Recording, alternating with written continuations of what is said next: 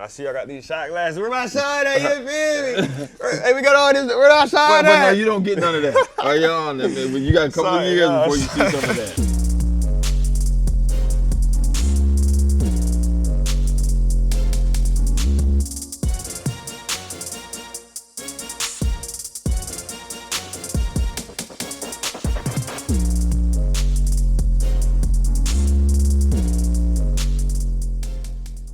Good evening, and welcome to Unique Voices. I'm here today with a special guest, Justin Smith, who is a content creator.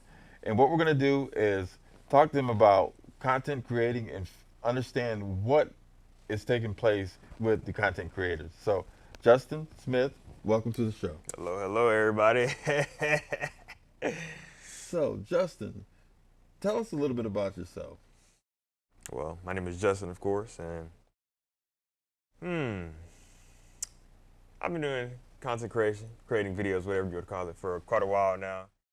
And as a kid, I always played games, so gaming, making that money, them two, you know what I'm saying, put them together. Of course, I like to do that, so, you know, that's just what I picked in my life choices, and I believe that's what I'm supposed to do.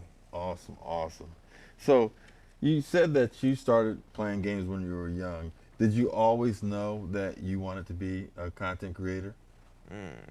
That's a very interesting question because I started posting videos when I was very young, actually. I think it was about 7 years ago, January 2017. It was around that year. And it's kind of strange because I always was making content, but before I even got to that point, playing games, I would just act as if I was a YouTuber and be like, welcome to my playthrough. This is my game, my world. And even if I wasn't recording, I just would talk as if I was making videos, and then it led me to just record random clips and just post them. Excellent, excellent. So, as you were learning that and honing your craft, also say so to speak, and playing the games, did you get reactions at a young age that people were saying, "Hey, you know what you're doing is pretty interesting and it's pretty good"? I'd say so, yeah, because, you know, when I would have the friends over and we would play Call of Duty, Minecraft, whatever, we would just be immersed into the game, and we would both, depending on who it was, you know, I don't know if I should name drop or not, but we play games, record as if we were recording, and then give good reactions, and then it was natural to the point where we weren't even like, you should do this, but it was something that really was already there because of how we were playing the games. I got you. I Right. got you. If that makes sense. It does make sense. When you look at content creating, can you remember the first person that made the content and had an impact on you and put you in this direction to do what your dreams are? Honestly, I don't think, not really. I do have trash memory, but I mean, there's of course like YouTubers, Corey Kenshin, of course. Got some legends, Berleezy, Markiplier, Jacksepticeye. Those are like the people that I originally watched as a kid that did gaming. So I guess you could say they influenced me to be where I'm at now and why I do it somewhat. So yeah, I'd say. So if you look at the content creator, and content creating and gaming are two different things, correct? Yeah. Because I noticed that within the older generation, so to speak, we don't really understand the, I guess, the drive and the desire to do the gaming and content. So I know there's streaming platforms like Twitch. I've heard of Twitch. Is that the number one platform for content creating and gaming, or is it two different things? How do you fork off the different methods and processes and programs? Yeah, for Twitch, that's live streaming, and there's different types of content creation, like not even just gaming, but music, fashion, all that. But for what I do, gaming, it can go on YouTube and Twitch if I were to stream it. But I do something more along the lines of recording, then post-process editing, and making it how I like. So regarding what you said, Twitch, that's the main one for streaming, but YouTube is really the main one for what I do, which is the video editing and all that. Okay. So, getting followers, is that a process to establish that?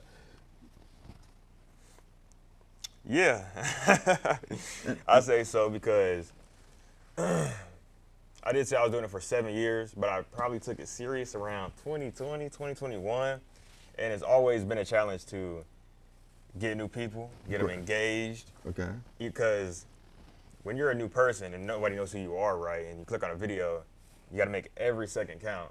So I'd say for the videos that I created back then, if you look at them, you can tell that it was more so just for fun, and I wasn't really trying to get every second how it should be to get a viewer attached. Gotcha. So I'd say it's very hard because it's not just like it's not just like, oh, there's a new viewer, welcome in. You got to do something to get them in, and it's more than just one step, two steps. It's as many things as you can think of, down to the music, the video, the zooms, the effects, all that. So yeah, it's very hard to get viewers to stay engaged and just get attached to your content, really. Right. Because it seems like it's so easy to actually become a subscriber, but there's hesitance into just clicking and sharing and subscribing. Right. So what do you think that, because I mean it's so easy to do. Why wouldn't everyone just click and just be a part of it? Why do you think there's so many reservations as to becoming a follower?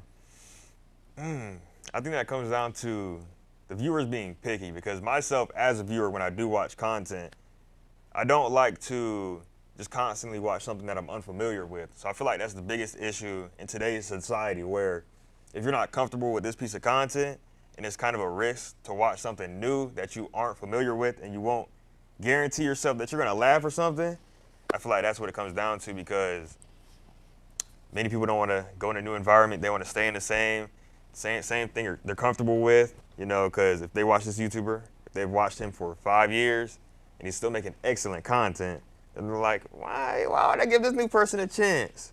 So Well, it's a good thing that you said that, because if you think of the followers, do you see that there is a family of content creators, and do the family of content creators look out for one another and try to put it in a platform where they say, hey, look, why don't you follow this guy or that guy?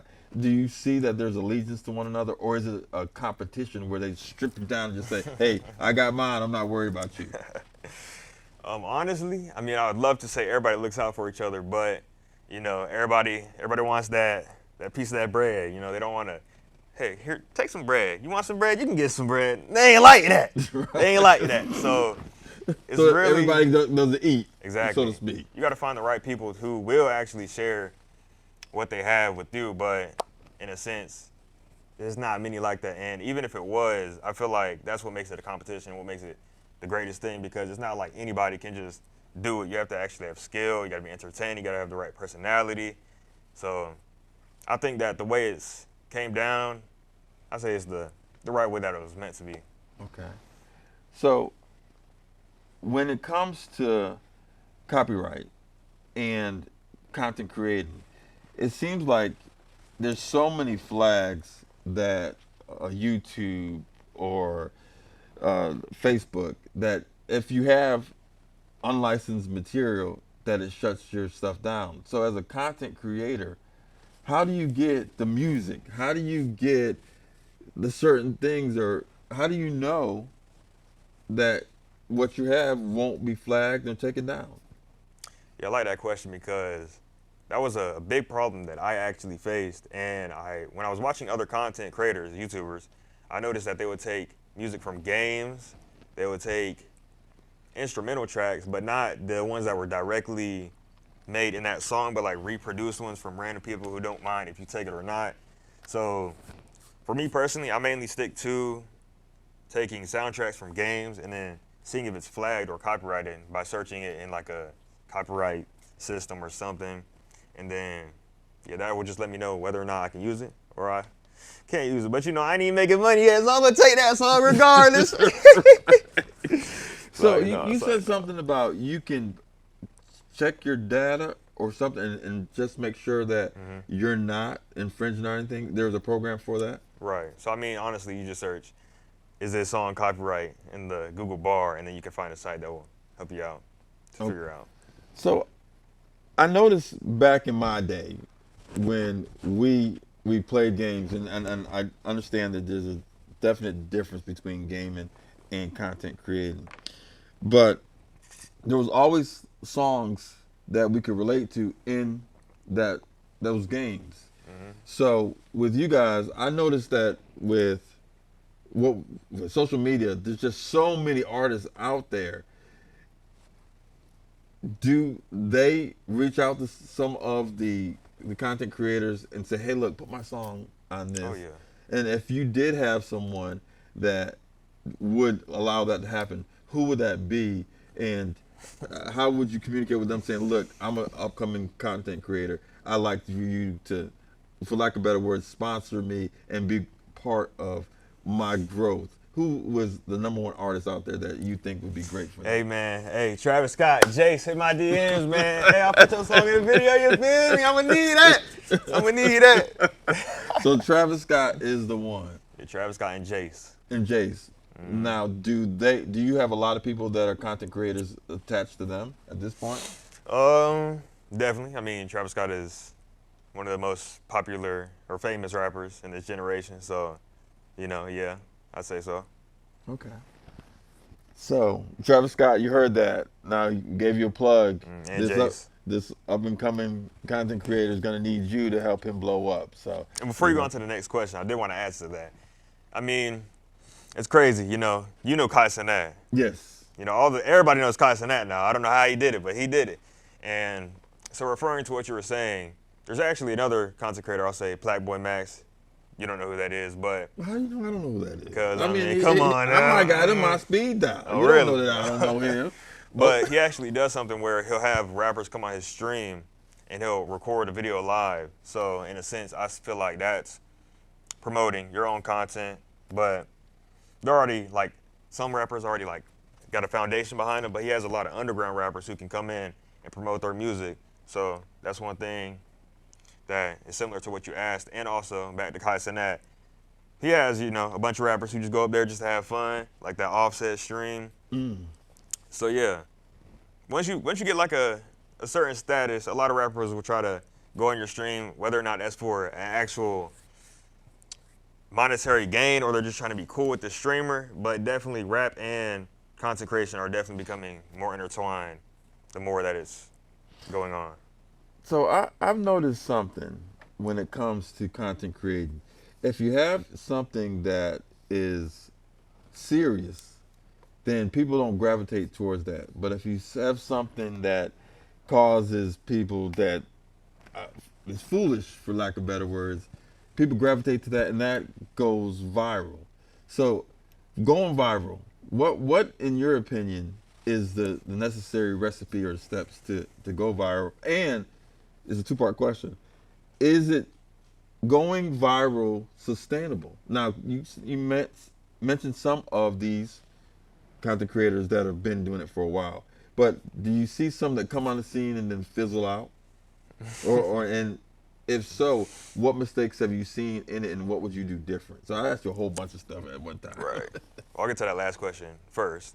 Yeah, definitely. I do see, I'm not going to drop any names because I ain't trying to get no drama, but there is a couple of YouTubers that I have had my eyes on and streamers who, when a new game comes out, they play it, they get a big increase in viewers, and they don't do the right things to maintain this and get to another level like the top streamers. So I believe that once you have that traction, it is very hard to maintain it and keep them from leaving, even when the game that they're playing that's hot right now dies off. But yeah, there's been quite a few that I've seen that just don't take the opportunity that they have seriously.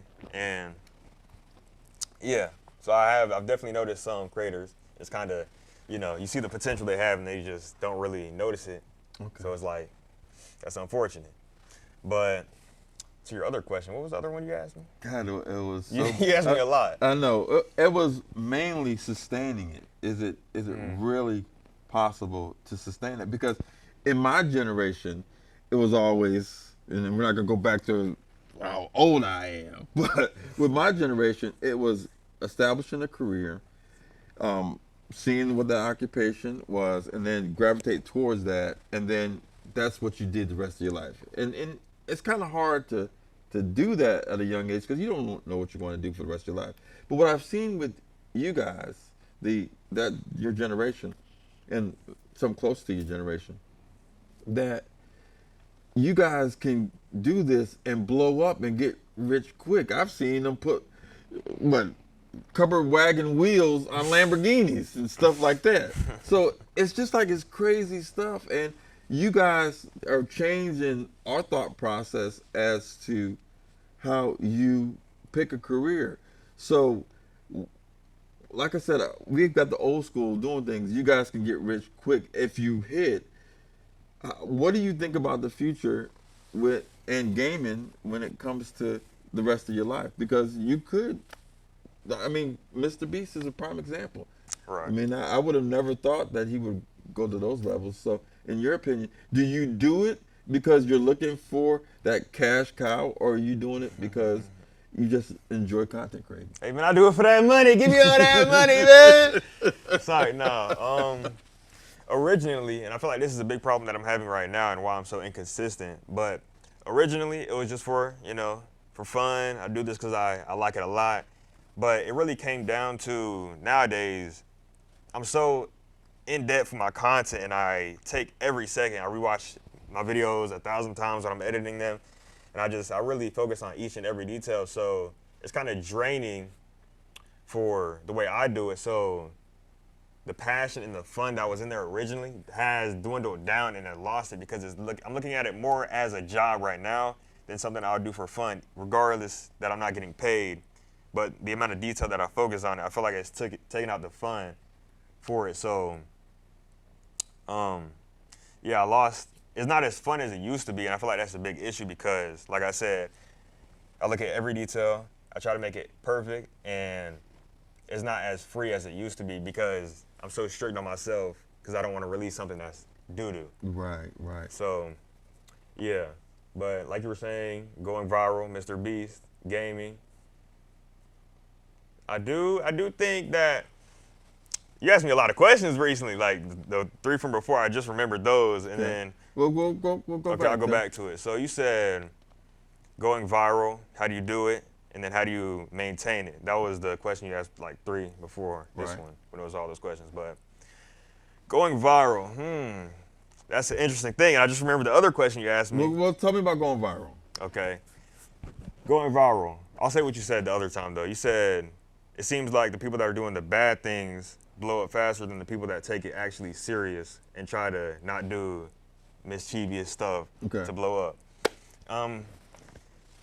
That is one thing that I feel like YouTube and Twitch and all these platforms are having a big issue with because, who doesn't want to see somebody act a fool and just be crazy in a store or something? Because, I mean, as much as I'm like, we need to go back to how it used to be and not as crazy and you're not messing with other people, but when you watch those videos, it's actually kind of funny. Right. So the biggest issue I feel like is people nowadays do the most outlandish thing for internet clout because they see how easy it is to make money from it and be sustaining your entire life from just one little thing.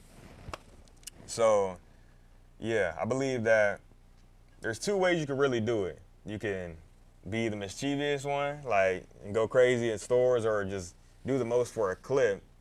Or you could do what I do and just take every single detail and really care about your craft and not feel as if you need to do the most craziest things for that viewer, And you could just produce the content that you feel should be there without having to be a menace to society. Understood. But, and now maintaining that growth. That's the thing. I haven't figured it out yet, Right. It's a journey. You got to find out how to do it while you're doing it. And it's really not something that you just know how to do, but it's something that you do, if you know what I'm saying, in the process, because it's you and your craft. Right, right. If that makes sense. That sounded weird, but if you know, you know. I understand. I understand. You've got a certain expectation, and you want to follow that path, and it's kind of like selling your soul to the devil. You know, if you see all these other people doing this stuff that just doesn't make sense, and you want to create good content. Mm-hmm. I know that you're your worst critic, and sometimes you'll scrap a project Mm-hmm. before you'll let it go. But then you'll see somebody take something of less thought, and the next thing you know, it's got 10 million views on it. Yeah. So it's kind of disheartening when it comes to that. And you're talking about that dollar, it's just kind of strange. It's just weird to really navigate through that. So I'll ask the question: do you have a YouTube channel? Well, I know you do have a YouTube channel. And if you're trying to reach people, how do you? This is your opportunity. How would you get them to come to you? What would be your thing that says, "Hey, I'm a little bit different from the rest. Watch my stuff." What would you say? The sad part about that question is me as my own hardest critic is that it's like I feel as if there's so many people who want to be the same thing that I'm trying to be, and it's like I can think that I am unique, but there's so many people out there to the point where you don't even know if you truly are unique to your own self. So it's like I would say, I mean, if you want to laugh, if you want to enjoy some high quality content of somebody who cares about every single second of the video and production, like they want it movie type, not like, oh, this is gonna be the 2-hour movie type, but like this is gonna be a Marvel fight scene for 10 minutes. We're gonna go crazy for this 10 minutes. It's gonna be high detail, high everything. Then I'd say that's what I would say to the new people who would want, to discover my content. So once you become the pinnacle of your own content creating, in your opinion, is there a transition from content creating to the big screen? Because I've seen a lot of people that started off years ago that are now making movies. Yeah. I mean, I've seen Nick Cannon and his Wildin' Out. Man, those guys, Mm-hmm. all those people, I've seen them content creating, and now they have that platform to kind of elevate themselves. So, is that the goal as well? Once you finish content creating, to do something of that nature? Honestly, no. To be honest, I'm always open for new opportunities and just experiences that I could take. So doing a movie could be cool, but it's not the main thing that I'd focus on. I just would, like to be, what's the word, economically free, doing what I love, not having to live by someone else's rules besides God. Amen. You feel me? But, Hallelujah, be thy name, amen. Right.